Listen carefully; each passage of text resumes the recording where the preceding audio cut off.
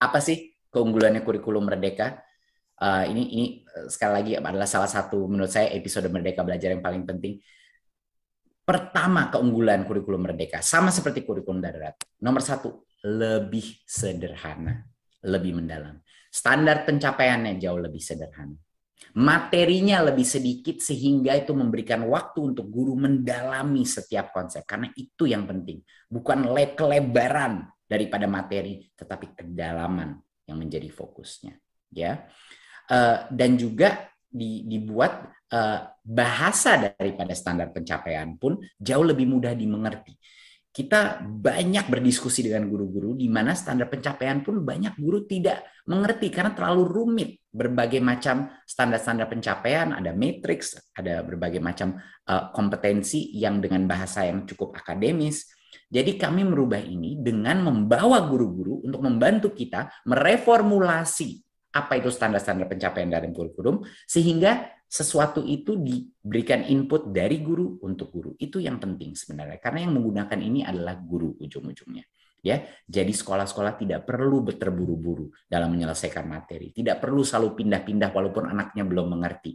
Jadi lebih menyenangkan, lebih lebih menenangkan juga bagi para murid-murid. Tidak stres mereka terus karena mereka belum mengerti satu konsep sudah dipaksa pindah ke konsep berikutnya. Berikut, keunggulan kedua daripada kurikulum Merdeka adalah ya kemerdekaannya sendiri, otonomi yang diberikan. Ya, saya berikan beberapa contoh. Di dalam program SMA sekarang tidak ada lagi program peminatan ya untuk yang memilih kurikulum Merdeka. Ya, tidak ada lagi jurusan ya kejuruan atau peminatan yang dulu namanya. Peserta didik bisa memilih mata pelajaran sesuai minat, bakat, dan aspirasinya. Di 2 tahun terakhir SMA, ini salah satu keputusan atau choice atau pemilihan yang bisa diberikan kemerdekaan bagi anak-anak kita yang sudah mulai masuk dalam umur dewasa untuk bisa memilih. Berarti dia tidak terkotak-kotak kepada misalnya IPA atau IPS saja. Mereka bisa memilih sebagian IPA, materi mata pelajaran IPA, sebagian IPS, dan itu adalah suatu hal yang sudah dilakukan di banyak sekali program-program kurikulum internasional, sudah banyak sekali program-program di negara-negara maju yang memberikan pilihan bagi anak-anak kita karena dari kecil mereka sudah dibiasakan untuk bisa memilih dan akuntabel akan keputusannya dia. Dan guru ini diberikan hak untuk mundur apa maju di dalam kurikulum itu, di dalam suatu fase, sesuai dengan tahap pencapaian dan perkembangan murid-muridnya. Ini adalah suatu perubahan yang luar biasa diminta oleh semua guru. Banyak sekali guru-guru yang komplain kepada saya bahwa walaupun anak-anaknya belum siap maju ke depan, dan makanya kita melihat survei, banyak sekali anak-anak kita di daerah-daerah yang lebih tertinggal itu udah tertinggal 2 tahun bahkan pembelajarannya. Ya, karena guru itu terpaksa untuk terus maju tanpa memikirkan siapa yang ketinggalan. Jadinya guru ini bisa memilih, kalau misalnya guru itu merasa dia mau lebih cepat, itu bisa. Kalau guru itu merasa dia mau pelan-pelan dikit untuk memastikan nggak ada yang ketinggalan juga bisa. Dan sekolah di dalam kurikulum Merdeka ini, sekolah ini diberikan kewenangan untuk mengembangkan kurikulum itu, ya, untuk mengembangkan kurikulum itu sesuai dengan karakteristik sekolah tersebut.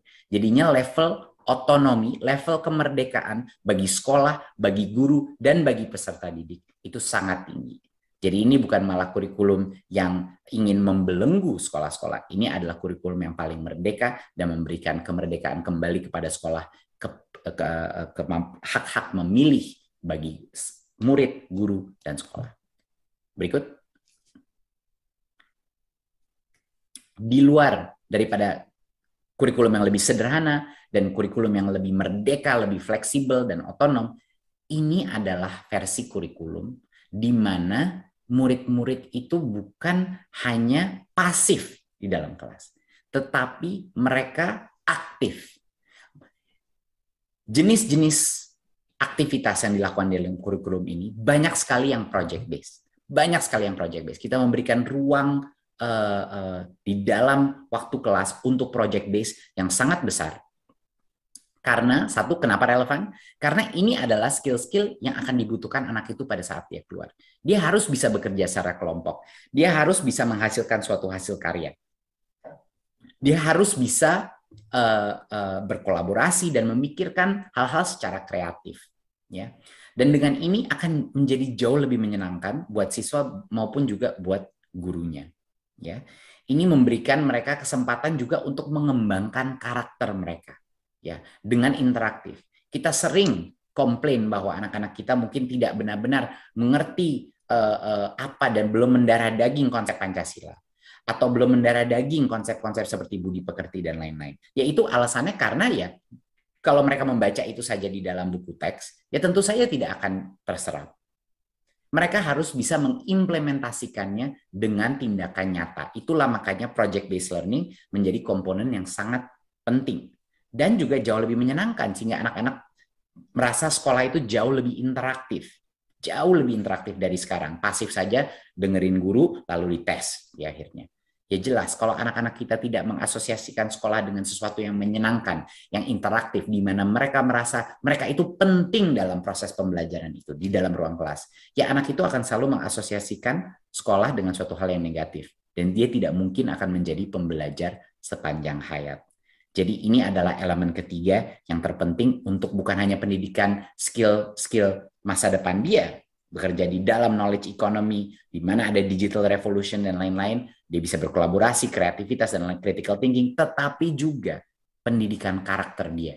Karena ini disinilah karakter akan dibangun dengan bekerja sama gotong royong dengan teman-temannya, dengan gurunya untuk melakukan proyek-proyek dalam lingkungan, ya, proyek-proyek climate change, proyek-proyek kebinekaan untuk membangun rasa toleransi antara suku, antara agama, proyek-proyek kesehatan untuk mengerti dampak kesehatan pada dirinya, literasi digital, dan lain-lain. Semua proyek-proyek yang penting, yang relevan, dan yang aktif.